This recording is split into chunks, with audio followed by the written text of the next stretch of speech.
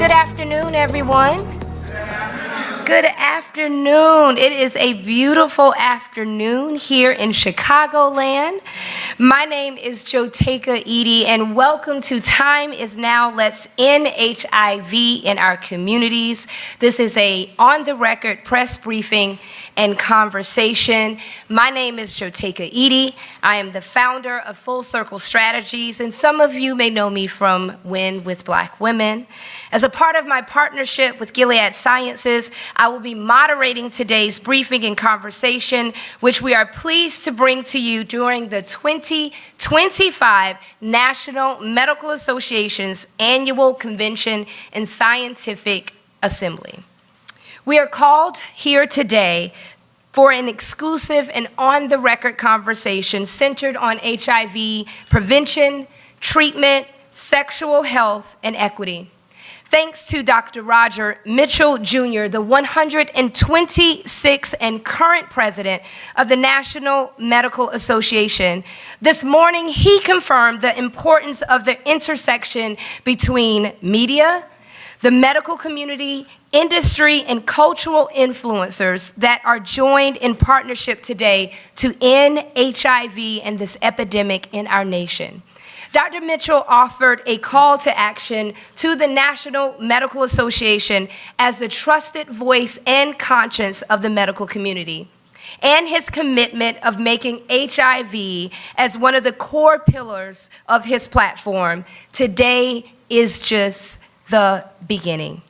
I want to acknowledge the importance of community because we have many community members in the audience today. And I want to acknowledge members of critical civil rights organizations that are joining us today in the audience, including several branches of the NAACP, several sections of the National Council on Negro Women, the National Black Justice Coalition, Win with Black Women, and members of the Divine Nine and Delta Sigma Theta Sorority Incorporated.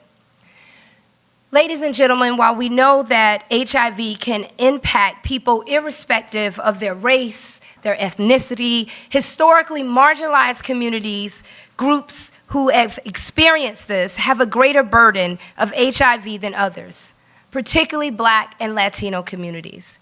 I am personally passionate about this as a Black woman who stands and lives for Black women every day. I can tell you what it felt like sitting at a Raheem DeVaughn concert and hearing through his partnership with Gilead Sciences the troubling statistic that Black women make up nearly 50% of the new HIV/AIDS diagnosis amongst women in this country. And can you imagine, as someone who had gathered nearly 100,000 Black women on a Zoom, to not know this information? I felt that it was critical that we have this conversation more in our country than ever. This event is designed to uplift voices, increase awareness, and share updates about PrEP, a proven prevention available since 2012, and an option that remains underutilized amongst the Black community, and especially Black women. We'll hear today from leaders in health equity, policy, and advocacy, alongside trusted voices, including the Grammy Award-winning artist and advocate Raheem DeVaughn, individuals living and working with the HIV epidemic, and Gilead Science experts. Each one will share an important perspective on how we can end the HIV epidemic in Black communities. We'll have time at the end of this discussion for photographs in front of the step and repeat, and we look forward to continuing the conversation with each and every one of you. It is now my pleasure to introduce Deborah Wafer with Gilead Sciences. Oh, okay. Well, good afternoon, everyone. It's so nice to see everyone here, so many different people from so many different places. As Joteka said, my name is Deborah Wafer. I'm with Gilead Sciences, where I lead our community engagement and advocacy for U.S. public affairs. At Gilead Sciences, some of you may not know, is a biopharmaceutical company. We're located in the West Coast, in the San Francisco area. And we are a company that's about 35 years old, and we've been pursuing innovative treatment and prevention for HIV, viral hepatitis, and cancer. And these are all disease states that the numbers for Black people are high. And anyone who's worked in healthcare know how so many of these illnesses disproportionately affect Black people. And I got into this area of doing HIV care while I was working at UCLA Medical Center as a nurse practitioner and a physician's assistant. And while I was there, I had the opportunity of participating in clinical trials looking at how to prevent transmission from mother to baby. And during those days, we were able to know and test or research our way to understanding that if you treated the mother for HIV, you were able to suppress the virus. There was no virus to transmit to the baby. And that changed how women were screened for HIV. And I used to always say, one of the things you know about women who are pregnant, they had sex without a condom, right? So if they're pregnant, you should be screening them for HIV. And that clinical trial changed the way clinicians screened women. And it became part of the medical protocol that if you have a pregnant woman, you need to screen her for HIV early in her pregnancy, and then you do it again late in her pregnancy.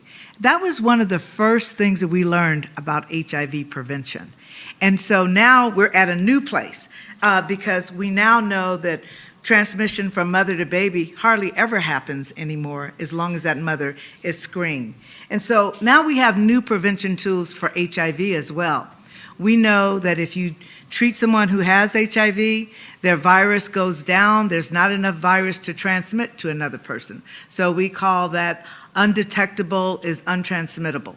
And I think sometimes we use these terms and we don't explain them enough, but I hope everybody got that, right? That if you don't have enough virus in your bloodstream, there's no virus to transmit to another person.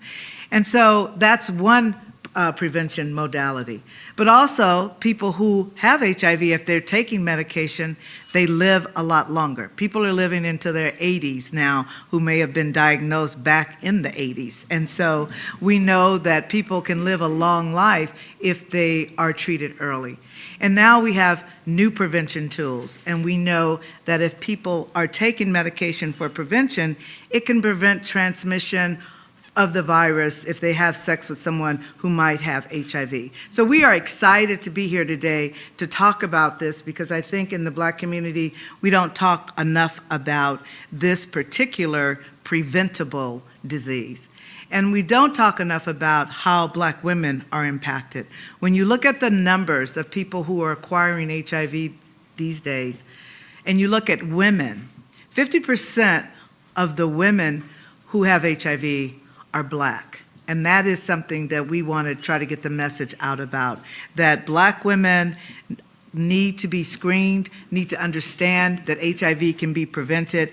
And we're at the NMA, so we want doctors to know this too, right? That this is something that if your patient comes and talks to you about, that you talk to them about it. So we're happy to be here at the NMA. We want to partner with the clinicians who come to the NMA and anybody else out there who is interested in stopping HIV in the Black community.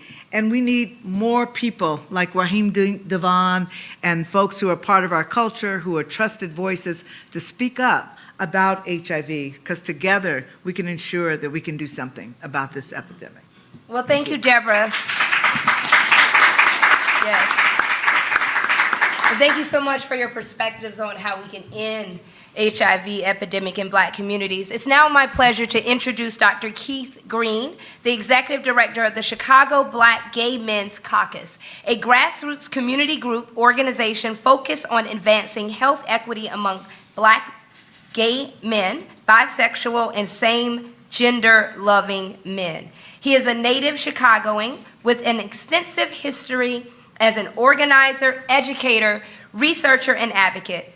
He is also an award-winning spoken word artist. Please join me in welcoming Dr. Green. Thank you. Thank you so much. It is indeed an honor to be here with you this afternoon. I love it when what's said before you changes the course and context of what you feel like you need to say, not want to say, but need to say. So I'm going to stay on course, but there's a couple of things I'm going to throw in there. So as someone who has been living with HIV since 1994, I know, right? You're like, that dude wasn't born then. I was 17 years old in 1994. Coming into my own, exploring, experimenting as 17-year-olds do, right? And oftentimes we put blame and shame on folks for the things that we all do. We all, if none of us experimented with sex, none of us would be here. So let's stop that. I felt like I needed to say that. But as someone living with HIV and having been diagnosed so young, it has been my passion to ensure that other young people experimenting and doing what young people do have the tools that they need, the resources that they need to live their healthiest, best sex lives. Right, and you're right, we don't talk enough about sex in our communities, and so that piece is important. In 2008, I served as project director for Project Prepare, which was actually one of the first, if not the first, study here at Stroger Hospital and Howard Brown Health to explore acceptability and feasibility of PrEP amongst young, specifically Black, gay, and Latinx men here in the city of Chicago.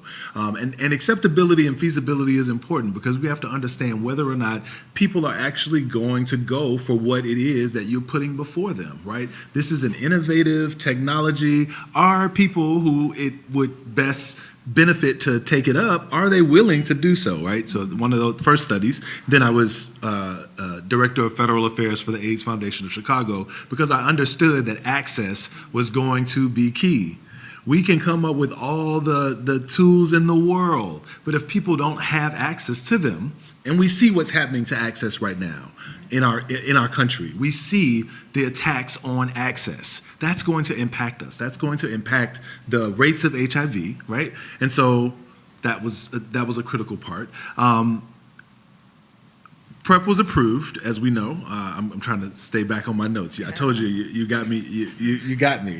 But the truth of the matter is, medical providers are key to getting and maintaining and sustaining access, right? No matter what happens, being knowledgeable about various programs that folks can engage in to access medications and healthcare that may or may not be traditional is important. It's important that that providers are trained in cultural competency.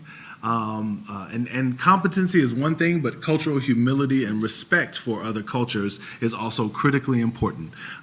It's also important that the message or the focus on people who are living with HIV does not get lost in the conversations that we have about prevention. Right? I love, Deb, that you said that prevention isn't just about treatment as prevention. People who take treatment live longer. Right? We're talking about people's lives. My life matters too, as someone who's living with HIV. So I think it's important that we keep the conversation multidimensional, focus on the whole of our community, reduce blame and stigma, because those are the things that are keeping us from getting to zero, and educate as much as we can about these new technologies that will help us to get there. Thank you. Wow, powerful comments, Dr. Green. Thank you so much for your work. I think what you said about tackling stigma is such an important conversation and something that we need to have more of a conversation. It's now my pleasure to invite another Chicagoan to this, by the way of the South, to this important conversation. Please join me in welcoming Dr. Toyin Nwafor to the conversation. She is the Executive Director with Gilead's U.S. HIV Medical Affairs Team, an infectious disease physician by training. She is an advocate for people living with HIV with a deep commitment to ending the HIV epidemic for everyone, everywhere. Great. All right. Good afternoon, everyone, and thank you for having me. I am thrilled to be part of this panel, and again, just like you said, building on earlier conversations and just the conversations, especially because Keith and I go back now, Dr. Green and I go back almost probably 20 years now or more, and really lived and practiced in Chicago for, over 20 years. But my name is Toyin Nwafo. I do work for Gilead Sciences as an executive director, and Deborah had already laid out what we do and the innovative commitment to breakthrough medications in HIV, hepatitis, and cancer. So I'm proud to be part of a company that's dedicated to the innovation, but also understands the important critical need for partnerships to make sure that innovation does not worsen or deepen any existing disparities. So really looking at everything we do from a lens of equity and closing existing gaps. So we know that I've been a physician a little over 30 years now, and in HIV specifically for about 25 years. And what is very clear is, regardless of the places where I've practiced, I worked at Cook County Health, a large public hospital, for 20 years, and we at the Core Center, the largest single HIV clinic in the Midwest at the time. And I also worked at the VA hospital, I worked at the University Hospital, I worked at an academic private hospital. But what was clear was that regardless of the patient population, regardless of the payer mix or how people were accessing, there were lots of overlapping conditions and also special situations where it was very clear that we needed to adapt and look at conditions and look at patient-specific solutions, people-centered solutions to actually get things moving. In my field as an infectious disease person, it's easy enough to sit in the clinic or in the hospital or do your research, which I did, but it was also very clear that we needed to be out in the community. And it was during those community engagements that I got to work with ASOs and CBOs and the departments of public health, and got to be part of a really, I think, exciting initiative that was the Getting to Zero Illinois. We were on that together, which in 2019, and here we are in Chicago, so I got to give Illinois props. This is where we are. Getting to Zero Illinois was launched in 2019, and it was our 5-year plan at the time to get into zero in Illinois by 2030, looking at treatment, prevention, but also looking at partnerships inside and outside of the health system, looking at people in media, in community advocacy, in housing as medicine, is food as medicine, in figuring out what is the message, who are the trusted messengers in the community, because that's as important as the message, is who's giving it, and how are we getting insights and listening and focus groups to understand what the community needs, what they're hearing, is reality and perception the same, and how do we test and correct and make sure that we're getting information to people in the right way. Because regardless of what we know about how we can end the epidemic, we have the tools. We have the tools to end HIV, and I love, even in the Getting to Zero, it's very clear that we do not discount the lived experiences of the people living with HIV who got us here. There is sometimes when people say getting to zero, let's end HIV, there are millions of people living with HIV who are living and thriving with HIV, and their stories and their advocacy and their resilience and their ability to participate in trials and challenge systems is what got us to where we are. And so that has to be part of every conversation about ending the epidemic, preventing new infections, and having quality of life initiatives for people living and thriving with HIV. So that's really important, that we think about all of our programs in a status neutral way for treatment, for prevention, across that care continuum. So while we have the tools to end HIV, we have innovative prevention options approved since 2012. It was summer of 2012. We were all excited. It was July of 2012 when the first oral medication for PrEP got approved. I remember how excited I was personally about what that meant. And since then, we have new medications approved, more choices for people, but access. People have to know that these medications exist, how to get them, how to safely use them. And our healthcare providers are critical, trusted partners in having that conversation. And not just infectious disease providers, not just the HIV providers. We need to do this. And I love how the NMA this year has a lot of HIV sessions in different settings, for family medicine, for emergency medicine, for OBGYN, because it all takes all of us to have these conversations. While we have the tools to end the epidemic, in 2023, there were still 39,000 new HIV diagnoses in the US. While we have the tools to end the epidemic. And while Black individuals in the US make up anywhere from 13 to 14% of the population, they represent about 38 to 40% of people living with HIV and also new diagnoses. So there is a call to action that needs to happen. While we've had PrEP, or pre-exposure prophylaxis, for 13 years and now have many options, we still see that for all the PrEP users, less than 15% of them are Black individuals. And for women, it's less than 10%. So really, there is work that needs to be done to make sure that our innovation does not widen disparities, that we have the message and the messengers, that we're present in communities, and we're educating HCPs. And so while we're here in this conference talking to healthcare providers, it's important that when the community is getting the message from their trusted partners in the community, they do not enter health systems that stop that conversation. Healthcare providers need to be there to partner with, to dispel disinformation, to provide accurate information, and help people make informed decisions about how to protect themselves and how to live their best lives. And yes, sexual health is important, and we need to normalize those conversations in every setting so that people can make the decisions that help them live their best lives. So, thank you. Thank you, Dr. Nawarfar. And particularly important, the conversation about the importance of the health professional in the conversation and the work to end the HIV epidemic, particularly in Black communities.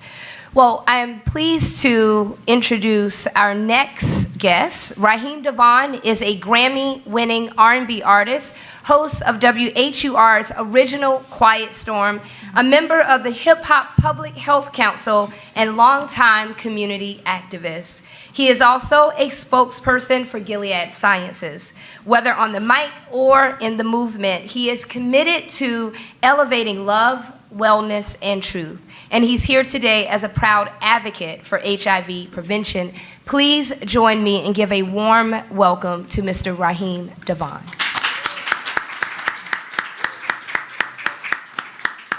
Thank you for such a warm introduction and the opportunity to create awareness for HIV prevention. I'm no stranger to Chicago, Illinois. I've been doing community work in Chicago since 2012 when I first established my foundation, the Love Life Foundation, ranging from domestic violence as well as HIV awareness and other initiatives that we support with the foundation. I've been working with Gilead since last year, which has been an honor. We touched over 40,000 Black women in less than 30 days, touring, doing what I call, edutainment, which is a collaboration of, educating and also entertaining, talking about PrEP and prevention, which has been a very important thing, over the last 10 years having PrEP available. I've been on PrEP for the last few years. Shout out to my doctor, Dr. Hodges, who introduced me to PrEP. Finding a primary care doctor is very important. For me, I was on a search for a new doctor, somebody that I could relate to, talk to, and before we could even get into the blood work, we were talking about, PrEP and HIV and the statistics, and I'm very passionate about the work. Obviously, as an artist. For some that don't know the statistics, 100 Americans die from HIV-related illnesses weekly, and over more than 700 are newly diagnosed. We just talked about the fact that, Black women make up for, 12 to 13% here in the U.S., but more than 50% of the cases. I'm going to continue to do the work. I hope that I aspire to inspire other artists and community activists and public figures to do the work. But everybody in this room plays a vital role and sharing the message to help, end the epidemic of HIV in the Black communities. Well, thank you so much, Mr. DeVaughn. And as we close out, I do want to invite each of you. There was an earlier conversation that we had, and the question was raised, what is your hope for the future? And what is your hope, or what is giving you hope? And I'll start with you, Deborah. I think as a Black woman, being a clinician, my hope for the future is that people and medical providers talk to their patients to understand what their status is. Because everybody has a status, and so you need to know what it is. So just like we screen for blood pressure, you know what high blood pressure is, and you know what normal blood pressure is. I think that my hope for the future is that HIV status becomes the same way, that it becomes part of a routine workup for people, and your clinician and providers know what their status is, and no matter what their status is, there is something that can be done. I just want to say one more thing. I think one of the other things is that I don't know why, but I know why, but we're not here for that. We know when it comes to all of these health issues, Black people are always at the top of them. And I think with HIV, this is something we can do something about. And that's why I'm engaged in this work. That everybody in this room is here because somebody had sex. And for us to not be able to talk about that with our clinicians and not understand what that means, I think that's something that I would like to see us normalize and to get to in our communities, because it's no reason that people don't know their status other than either their provider's not bringing it up or they're not bringing it up. So it's on the people and it's on the providers to understand what your status is. Very important. Thank you for that. Dr. Green. Yeah, so my hope is that we look at the dismantling of these systems that we have come to rely on but have never really worked for us as an opportunity. Okay. Powerful words. I'm feeling some Audre Lorde. I'm feeling some Audre Lorde in there too, because we do know that powerful quote and her amazing work on intersectionality of all of these issues that impact us. Yeah, Dr. and, Nawarfar. Keith just dropped the mic, literally. So, what I hope in the future is that we eliminate the stigma that comes around talking about HIV, talking about sexual health, because sexual health is health. A lot of times in the healthcare team, we have a standard, talk about physical health, mental health, preventive stuff, and then skip over to the physical exam. Sexual health is health. And so I hope we get to a space where that is part of a normal conversation within the healthcare setting, regardless of where that is, in our homes, in our communities, that we empower people to get tested, we talk about it, and we all have a status, and we've talked about this, everyone's HIV possible, and our status is not static, right? We're living, breathing human beings, and status is not static. So really being empowered that sexual health is part of your overall health, and with that comes the opportunity to know about how to protect and prevent HIV as part of just something in your toolbox to be able to have the best the sexual health that you want. And that our innovation, again, does not widen disparities, because we engage in partnerships that let those tools be accessible to the people who need them, and that we really partner to make sure that that happens. So that's my hope. We have the tools to end the epidemic. We can end the epidemic for everyone, everywhere. And because of the disproportionate impact for Black people, we really do need to be part of the solution to do this, and I know that we can. Powerful words. Mr. DeVaughn. I would say normalizing simply going to the doctor and getting physicals and knowing what's going on with your body. When I first heard about the statistics and how Black women were being disproportionately affected, the first thing I thought about was Black men and being a Black man. I would say, for those who maybe are in between doctors right now, or you just hell bent on not going to the doctor, they have home testing kits now. You can, you swab me, I can swab you. Yeah, real talk. No, you swab me, I swab you. We know what's going on. Again, it's just it's about the normalization of it. I would love to see us working closer, hopefully with the faith leaders in the community. You know what I mean? A lot of times I believe in the power of prayer.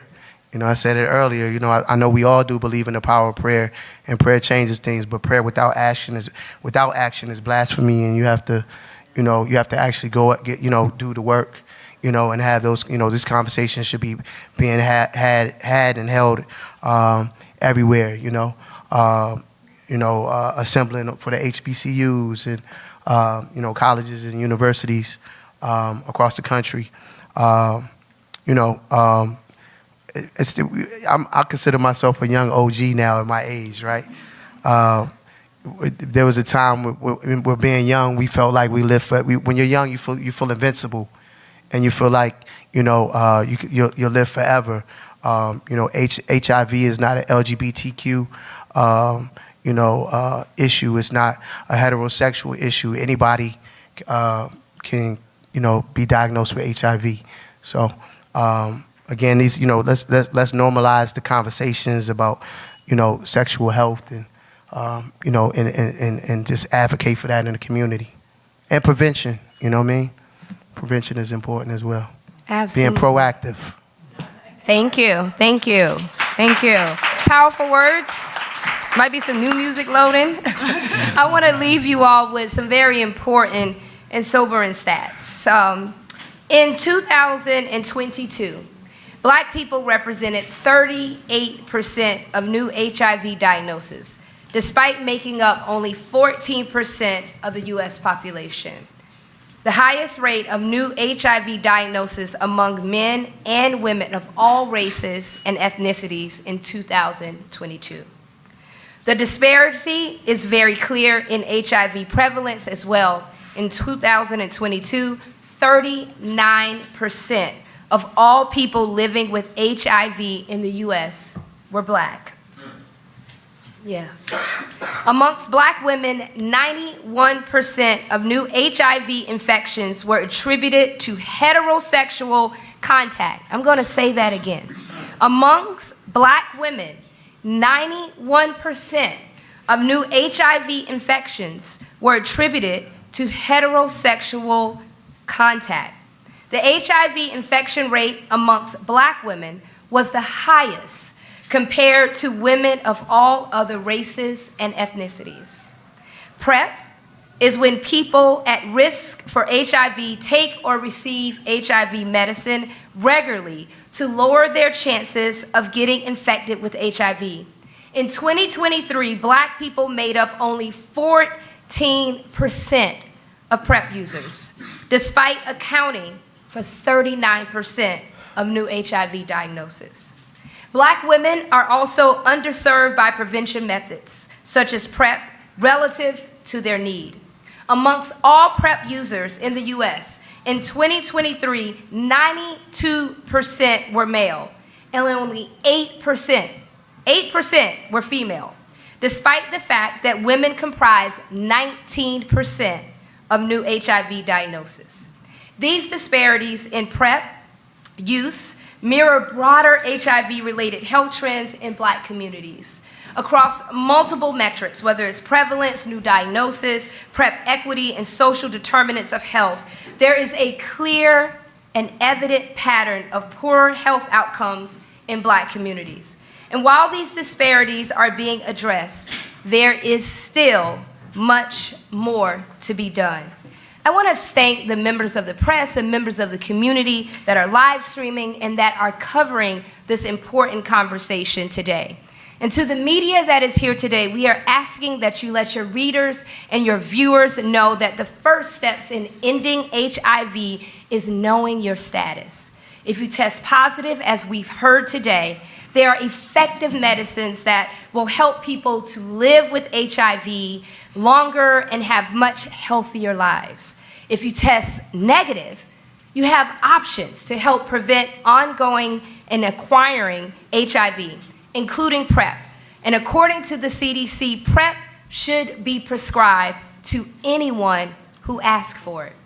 Our call to action lives in amplifying this message, everyone. The message that HIV, this epidemic, is not over. Yes, we have made great strides and we've heard such great conversation around all of the advances, but there is still much that needs to be done to end HIV in our community. We must call on trusted voices like those that have spoken today, as well as those of the National Medical Association membership, to normalize and routinize HIV doctor-to-patient discussions. And with your help, we can and will end HIV in Black communities. Thank you so much, and this concludes our conversation for today. Let's please give all of our distinguished guests a round of applause for not only their work, their presence, and their advocacy. I would like to thank the team at Gilead Sciences and all that have worked so hard to bring this together. I will now invite our distinguished guests and panelists to join us at the step and repeat for photos, and members of the press. We do invite you, if you're taking still photos or video footage, you can capture B-roll there as well. Thank you all very much.